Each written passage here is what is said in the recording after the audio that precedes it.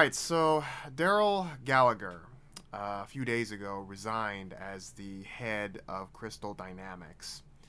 And this is kind of big because Darrell Gallagher he's been the head guy at Crystal Dynamics for for quite a while.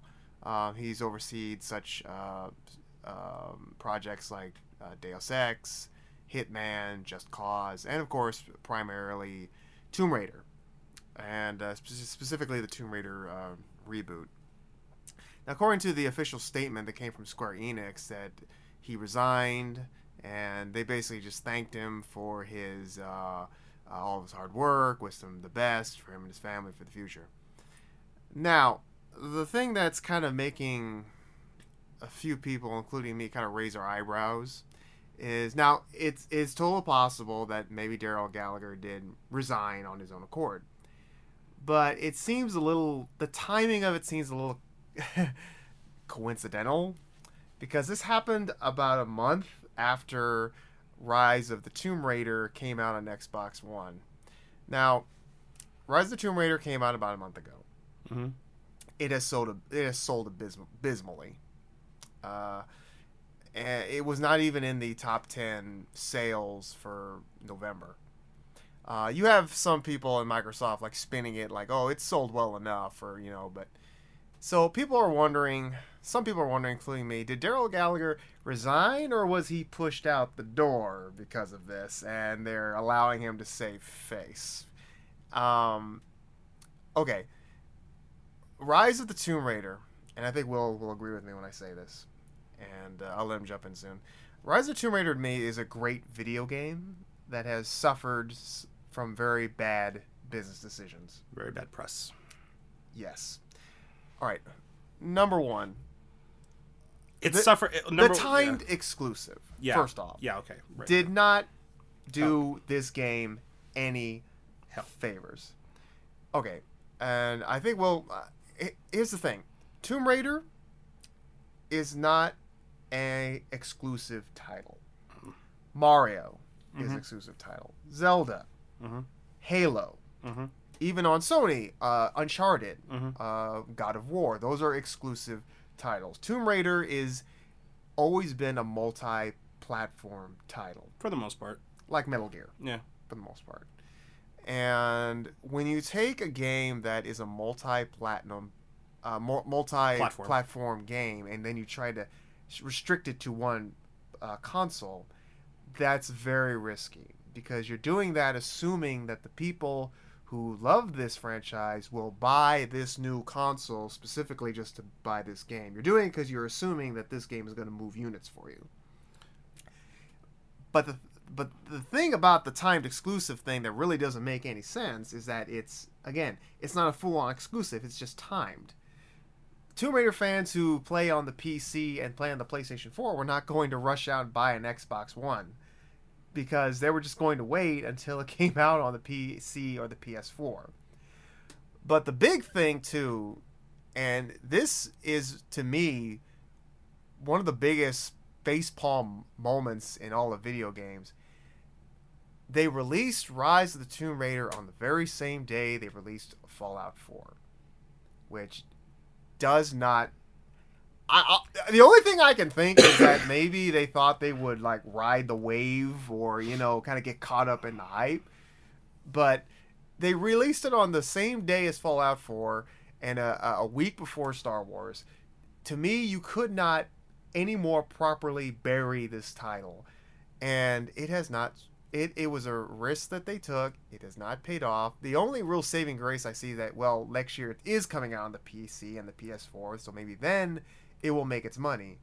But the fact that it just boggles my mind that they make these decisions, and you're like, man, a blind man could see this. Ray Charles saw this. This was not going to be a good idea, but because they get offered this type of money, they just seems like they make these decisions in the short term, but they don't think about the long-lasting effects. And so I'm not saying.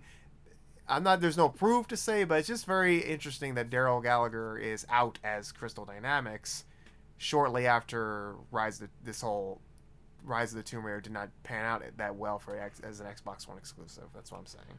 Okay, now, I don't want to sound cynical, but honestly, it might have been a good call, because as CEO or the guy in charge of making decisions, it's clear he doesn't know what he's doing.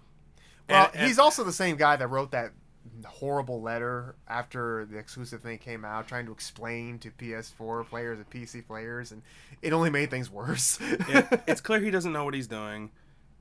And I'm not gonna totally bash on the guy, because he was more than likely way in over his head. It seemed like a good idea at the time. Mm-hmm. Maybe he got in contact with wrong people who maybe sent him the wrong direction. I don't know. Point is, he wasn't doing a good job. And yeah, with that being said, well, he has had success there. And yeah, if you're gonna have success, that's fine. A lot of people have success, but that doesn't mean you're not gonna F up and that you shouldn't pay for it. Right. Especially when you have a release this big. Yeah. You know? Now, yeah, I agree. Hearing from the very first thing that Rise of the Tomb Raider was going to be an Xbox One timed exclusive, that was a huge blow. That was kind of a direct slap in the face. That was PS4 and that was PC because like people would argue that Lara Croft had always been kind of a PlayStation icon. Right. I mean, even though she first debuted on the Sega Saturn, it didn't take long for her to immediately jump to the PlayStation and get consecutive titles all throughout. Well, she also her PlayStation career, and she also had made a huge killing on computers. You go to those and you see those huge strings boxes all the time. Yeah, definitely. She was also a big on the PC. She was big, and when the Sega Dreamcast came around, she got Tomb Raider 4 and Tomb Raider 5 on the Dreamcast. Mm-hmm. So yeah, but people would argue that for the most part, she was pretty much kind of PlayStation prone. Mm-hmm.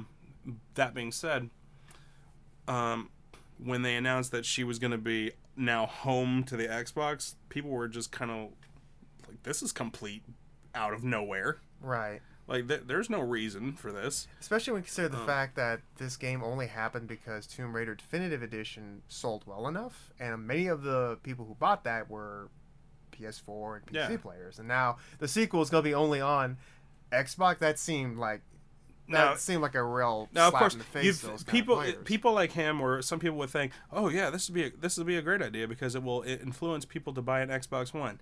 Not necessarily. Right. Not if, and here's the thing, if people have already bought PS4s, they're not gonna go and buy Xbox Ones. Yes, because these things are not cheap. Like, if you did, now you could make that argument if they didn't already own one of the consoles. Thank you. And that would be, and that's a big if, because most people who are gamers, obviously by the time of this game's release, they would have already invested in one or the other and already had a pretty good library out of it. Yes. So yeah, to make a faithful jump like that it was a bad idea. Some people, and honestly, even I'm sorry, the Xbox One is not doing as well as the PS4. That's true. It's not. That's true. Face the fact. Not harping against the Xbox One or its potential or its exclusives. Just look at the numbers. It's not doing as well. Mm-hmm. So to make the game, it's like if let's go back to the 90s for a minute. What are the hottest consoles out? Nintendo 64, PlayStation, Sega Saturn. That would be like the Atari Jaguar getting an exclusive deal. Like for 5 months, it'll be exclusive to the Atari Jaguar. Who the hell is gonna go and buy a Jaguar for this? Right? Yeah, no one. I hear you. Like, they're gonna wait. It's like I said earlier. It just seems like a lot of these video game companies, when they get offered a lot of money, they immediately go for the money, but don't think about the long term. How this is gonna affect the company. And then they try to explain it away, and they just end up making things worse. And a lot of people might try to compare this to Bayonetta 2, but I think there's a difference because there would be no Bayonetta 2 if it wasn't for Nintendo. You can't really say basically Bayonetta is a Nintendo property. Bayonetta is owned by Nintendo pretty much. They produced the whole thing. Right. They allowed the first one to come on the home console of Nintendo. Exactly. So like, say what you will, but it holds very little water because Nintendo paid for this thing to even exist. So the timed exclusive thing did no favors to Rise of the Tomb Yeah, Raider. like And it was a huge slap in the face. It was a huge blow. It was a terrible idea. Honestly, yeah, for it to be exclusive, period, is a bad idea. But if you were gonna go that route, betting it on the PS4 would have been a better call, because at least that's where your major audience would have been. Hence, also another thing that would attribute to that: who's the owner? Square. Where are the RPGs? Right. There you go. Yeah. Now, another thing that really hurt: the trailers for this game freaking sucked. They weren't very good. E3 for Tomb Raider sucked. Never once did I get shown anything that made me really curious outside of the title. Right. Like, it's Lara Croft, she's climbing a mountain. We got that for like 3 straight years. Saw nothing. Right. Learned nothing. Like, what is she doing? Why is she here? We don't know. Like, the trailers were just awful. And then while of course you're competing with also big brand names, you got Fallout, which was announced after like almost 10 years of nothing. Right. Highly anticipated game. You got a new Star Wars Battlefront that's coming out, which again almost 10 years since the last one. I mean, there's just a sandwich in between those two games. I willingly, don't know what they were thinking. It's like, were you trying to make this game fail? I think maybe they felt like, it's got to be November because November is a hot time for gaming because, we're coming up on Christmas, but so we got to squeeze then push it in to there, December. So it seems like a lot of the major releases happen in that November window, and I guess they felt like, let's hit that window. But you're right, and it just got avalanched under, and honestly, and it's funny because one of the comments we got on a review was like, "This looks like a great game," and it is, but I'm gonna wait till it comes on the PS4 where she belongs. Yeah, since you know it's coming, and odds are it's going to be coming complete on the PS4. Right. Now, Crystal Dynamics is already have a new replacement. There's 2 guys who's going to be stepping in. It's going to be interesting to see what the future of Tomb Raider holds. We've been fortunate because over the past year, we've actually got quite a bit of Tomb Raider content. Yeah, we've gotten 2 mobile games. Lara Croft Go. Which actually I heard is fantastic. Yeah, and we got the comic books going. Yeah. Now, as good as the new Tomb Raider is, it won't be denied that the identity of Lara Croft is kind of getting lost.